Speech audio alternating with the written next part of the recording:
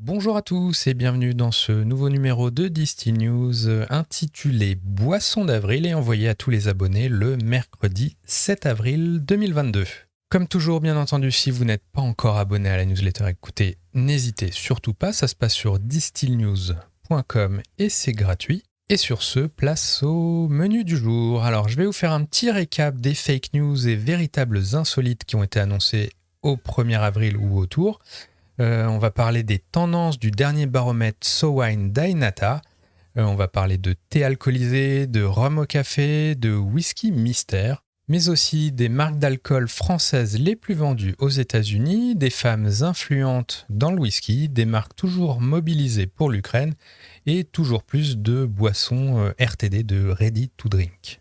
Sur ce, c'est parti avec une première news liée au 1er avril, et peut-être le jeu c'est un peu de deviner ce qui est vrai du faux, et on commence avec côté packaging Beefeater qui a annoncé lancer une bouteille en glace. Côté vin, les contenants évoluent aussi, et Vitisphère a lui annoncé le lancement imminent des premières canettes de vin en verre. Entre deux boîtes de cassoulet ou de petits pois carottes, sinon on a la marque Williams Premium Can Cocktails qui propose elle des cocktails RTD conditionnés dans des boîtes de conserve, dont de la margarita, des old fashion, des espresso, Pornstar Martini et ainsi de suite. Côté vieillissement, on apprend que Malibu a sorti une version XO, vieilli pas moins de 12 ans vous allez le deviner, en noix de coco bien sûr. Et si vous vous posez la question, bah oui, elles étaient régulièrement retournées. La température du chai était scrupuleusement contrôlée tout du long de ce vieillissement.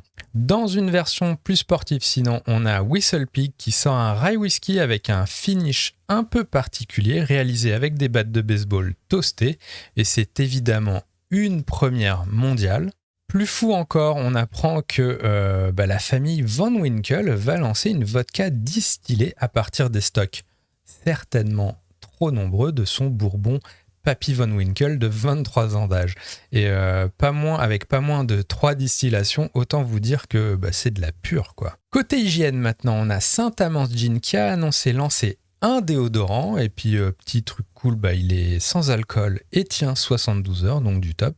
En cuisine, sinon, on a Paragon Brands qui nous révèle que sa marque Imaginaria lance une nouvelle liqueur de gin à la sauce curry. Citadel qui a dévoilé pour sa part un gin au cornichon conçu en collaboration avec la Maison Mar, authentique producteur de cornichons français. Une édition limitée à 3000 bouteilles, dont seulement 120 ou 150 pour la France, donc dépêchez-vous. Et pour le dessert, j'ai découvert la marque Ballotine Whisky qui nous propose sans complexe des aromatisations chocolat, beurre de cacahuète et compagnie, au même titre qu'une autre marque qui s'appelle Screwball. Côté tech maintenant, on a Juan Arbelez qui a annoncé ouvrir un nouveau restaurant pas n'importe où puisque c'est dans le métaverse et ça s'appellera MetaFood. Et même délire pour la tequila José Cuervo qui ouvrira cet été, le temps de boucler les travaux, une distillerie virtuelle, elle, dans le métavers Decentraland, ce qui en fait une méta-distillerie bien sûr. Côté intelligence artificielle maintenant, on a Cecilia AI qui lance Bartender AI, un nouveau robot bartender dédié aux cocktails pour chiens. La vidéo qui l'accompagne, ce lancement, donne le ton. Je vous mets le lien évidemment en description. Et désolé pour les chats, mais qui écouteraient ce podcast. Écoutez, il n'y a rien en revanche pour vous. Désolé. Du côté maintenant du sans-alcool, on a la distillerie de Lyon qui a, elle, révélé une vodka artisanale sans alcool, 100% puro, pour une expérience aromatique certainement sans égale. Mieux encore, si j'ai fait le test, si vous passez le commande sur leur site, écoutez, la jeune distillerie fait encore mieux qu'Amazon Prime puisqu'elle vous livre instantanément à la sortie de votre robinet. Donc personnellement, j'ai pas hésité. Et enfin, comme on a visiblement vraiment peur de rien dans la filière no ou low, on a la marque Drink Monday qui a annoncé étoffer sa gamme avec un mezcal sans alcool. Alors, qu'est-ce qui était fake finalement? Qu'est-ce qui ne l'était pas, puisque en fait, dans tout ce que je vous ai énoncé jusque-là, en fait, il y avait quand même l'air de rien 6 infos qui étaient tout à fait sérieuses. Donc je ne sais pas si vous avez deviné, mais pour vous donner la solution, tout simplement, le gin citadelle au cornichon, c'était vrai. Les whisky, chocolat, beurre de cacahuète, c'était vrai. Le Whistle Pig fini avec des battes de baseball, c'était vrai aussi. Les cocktails en conserve de Williams Premium Can Cocktail, c'était vrai également, ça existe bien. La métadistillerie de Rosé Cuervo, pareil, elle existe. Et pareil pour le mezcal sans alcool de Drink Monday. Donc tout ce qui était vodka, par contre, Papy Von Winkle, le Malibu XO vieilli en noix de coco, là, le déodorant Saint-Amance, le gin Beefeater en glace ou encore les canettes de vin en verre, tout ça par contre c'était évidemment pure fantaisie. Bref, je sais pas comment vous en êtes tiré là-dessus, mais voilà, c'était plutôt fun en tout cas à rédiger, à trier un peu le vrai du faux dans tout ça. Sur ce, on passe aux autres news produits, authentiques celle-ci, à commencer par le whisky avec Compass Box qui a lancé un nouveau scotch en édition limitée qui s'appelle Vélicor.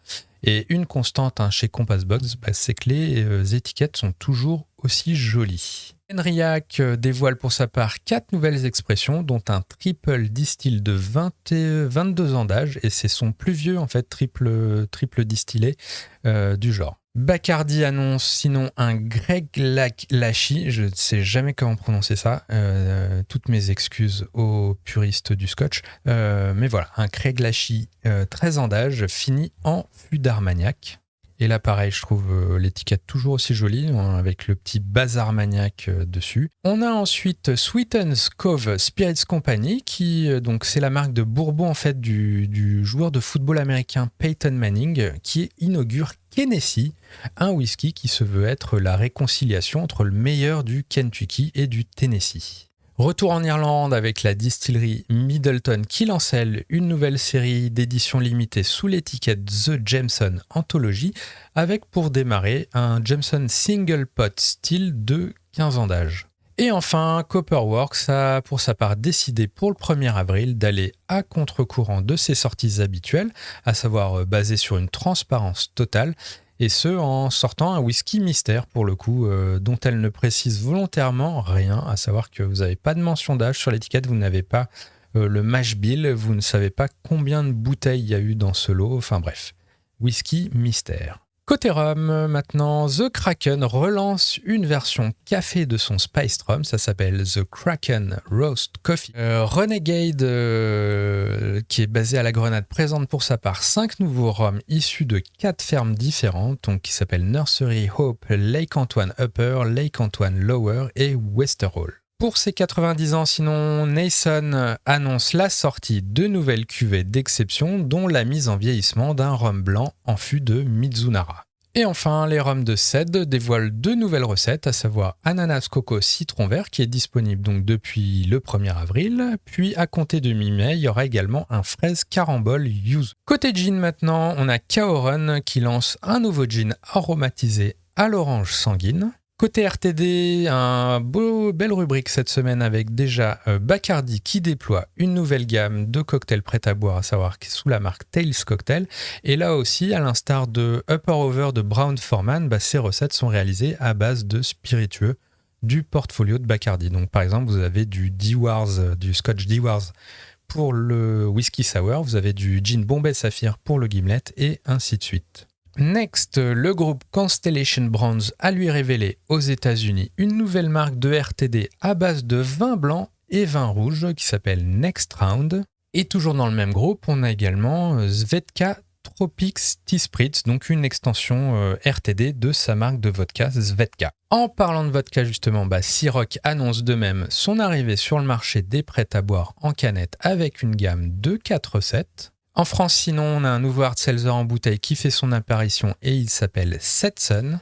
Et en regardant la récente participation d'Alexandre Sirech, cofondateur des Bienheureux, donc tout ce qui est whisky Bellevoix notamment, dans l'émission Business Inside, on pouvait découvrir que l'entreprise va sortir prochainement un thé alcoolisé à 5 degrés d'alcool au rhum El Pasador de Oro et son petit nom c'est T-Rock, donc à suivre. En passant vite fait sinon, AB InBev lance un nouveau hard seltzer sous la marque Michelob Ultra Organic Seltzer et il y a 4 références. Et après ces hard seltzer, Hard Rock Café, il va aussi de sa gamme de cocktails prêts à boire. Et pour finir cette rubrique produit, écoutez, on a le sans-alcool Atopia de William Grant Hanson qui élargit sa gamme, son offre avec 2 nouvelles déclinaisons, dont une version rhubarbe et gingembre. On passe aux tendances maintenant avec SoWine qui présentait la semaine dernière son baromètre SoWine Dynata 2022. Et qu'est-ce qu'on peut en retenir par exemple que la bière est visiblement désormais la boisson alcoolisée préférée des Français devant le vin, donc grâce à une croissance de 12 points par rapport à son score de 2021. L'influence des réseaux sociaux stagne pour sa part, voire baisse un peu en termes de recommandations d'achat. Le rhum est le spiritueux le plus consommé par les Français. Alors, ce qu'il faut bien comprendre, c'est quand on dit consommer, c'est pas en termes de volume ou de valeur, mais c'est simplement visiblement que le rhum est le plus mainstream. Voilà. Mais sinon, si on compte juste les volumes consommés, ça reste évidemment le whisky le plus consommé par les Français. Mais il n'empêche, le rhum est plébiscité. Et d'ailleurs, ce qui est étonnant dans cette donnée, c'est qu'on voit que le gin, par contre, est beaucoup moins démocratisé qu'il n'y paraît, et pas autant, par exemple, que visiblement les anisés ou la tequila dans ce sondage. La tendance du Nolo progresse pour sa part, mais je serais quand même tenté de nuancer, puisque j'ai l'impression qu'il y a quand même beaucoup de tapage autour de tout ça, et que voilà, que c'est peut-être pas aussi fort que ça en a l'air. Et enfin, un chiffre qui m'a un peu amusé, je dirais, dans toutes ces slides et tout ce baromètre, c'est qu'apparemment 9% des Français déclarent consommer des spiritueux sans gluten. Sauf que, en fait, si on y regarde de plus près, techniquement parlant, ce sont en réalité 100% des consommateurs de whisky, vodka, tequila et compagnie qui consomment de facto des spiritueux sans gluten, puisque en fait, quand vous distillez, le gluten ne passe pas en distillation. Donc voilà, donc 100% des consommateurs de whisky devraient déclarer qu'ils consomment des spiritueux sans gluten, par exemple. Bref, tout ça pour dire bravo aux marques qui parviennent à faire croire qu'elles sont différentes avec leurs petits stickers sans gluten, parce que en réalité, c'est évidemment pas du tout un point différenciant dès lors qu'on parle de spiritueux distillés. Bref, maintenant, si ce baromètre, si vous voulez plus de détails, évidemment, je vous mets en description le lien avec tous les liens, toutes les références, que ce soit le replay vidéo, le thread Twitter, les podcasts, l'article complet ou les 19 slides de cette présentation. Côté Ukraine maintenant, au UK, on apprend que les volumes de vente de la vodka Russian Standard chutent de 16,2% en conséquence de l'invasion russe en Ukraine. Et sinon, les autres marques continuent à se mobiliser avec quelques exemples récents comme la vodka Chopin qui va faire don de 100% des profits de ses ventes à l'association World Central Kitchen. Glenfiddich va pour sa part vendre aux enchères une édition limitée de son whisky Spirit of Speyside 2022, 460 flacons dispo au profit de l'Ukraine là aussi. Et Wolfburn qui lance également une édition limitée aux couleurs de l'Ukraine toujours afin de lever des fonds en faveur des réfugiés du pays. News business maintenant. Alors en France, on apprend que Aymeric de Beauvilliers est le nouveau président de Marie Brizard Wine & Spirit. Il est notamment passé par le groupe Martini, puis chez la Compagnie française des grands vins en qualité de DG, ou encore à la présidence de la Fédération française des vins d'apéritif. Hugues Pietrini, sinon de Spirits Brothers, était sur BFM Business. Pareil, vous avez le lien vers la vidéo en description. Il y discute de sa stratégie pour se faire une place avec ses marques telles que le gin Bellerive ou le mezcal Mahani face aux gros groupes, mais aussi des challenges actuels face aux pénuries de matières sèches et agricoles ou quand on a une vodka russe telle que Romanov dans son portefeuille. Et en passant, côté caviste, on apprend que la chaîne Nicolas a été élue marque préférée des Français dans sa catégorie. À l'international maintenant, avec 8,7 millions de caisses de 9 litres vendues, Mast Jägermeister accroît ses ventes de 22,5% en 2021. The Artisanal Spirits Company, donc propriétaire de Scotch Malt Whisky Society, rapporte pour sa part une croissance de plus 27% en 2021 avec un chiffre d'affaires de 18,2 millions de.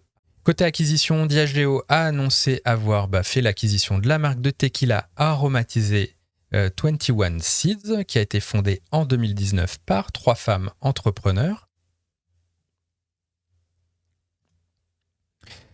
Anheuser Busch, qui investit pour sa part 50 millions de dollars dans sa brasserie de Saint-Louis, et notamment pour une chaîne de production de hard seltzer.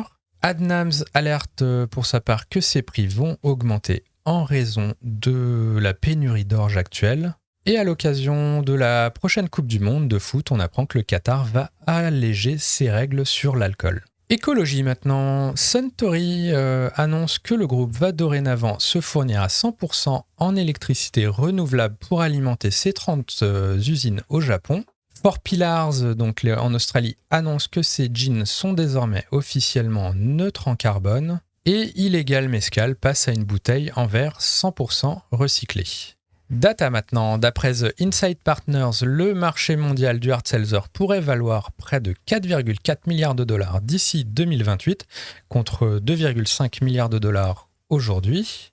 Les marques d'alcool sinon françaises les plus vendues aux US sont apparemment NC, Pinnacle Vodka et Grey Goose. Et sinon, j'ai vu passer qu'il y avait 34 826 débits de boissons, café et bar en France. Côté diversité maintenant, le whisky n'est pas une affaire d'homme et pour le prouver, Gear Patrol a publié et mis en avant 20 femmes qui comptent beaucoup dans la catégorie et notamment chez Michter's, chez Willett, chez Woodford Reserve, chez Maker's Mark, Jack Daniels, Widow Jane, Dewars, Milliam & Green et quelques autres. Côté packaging, le nouvel épisode du Bottle Fill Show dédié au plus beau packaging design de la filière vin et spiritueux est en ligne. Il y a encore du très très joli ce mois-ci. Donc pareil, je vous invite à regarder ça. Le lien est en description. Et pareil, côté spiritourisme, avec Johan Colo qui a publié une vidéo plutôt sympa d'une nouvelle série où il nous emmène pour son premier épisode 24 heures en compagnie des producteurs du Cognac Pasquet. Et pareil, vous retrouverez le lien en description. Et voilà, c'est fini pour cette semaine. J'espère que ce numéro vous a plu. J'espère que vous avez trouvé tous les fakes que je vous ai indiqués au début. Et dans tous les cas, si vous n'êtes pas encore abonné à la newsletter, n'hésitez surtout pas, distinews.com. Et puis je vous dis dans tous les cas à mercredi prochain pour un nouveau numéro. Ciao, merci.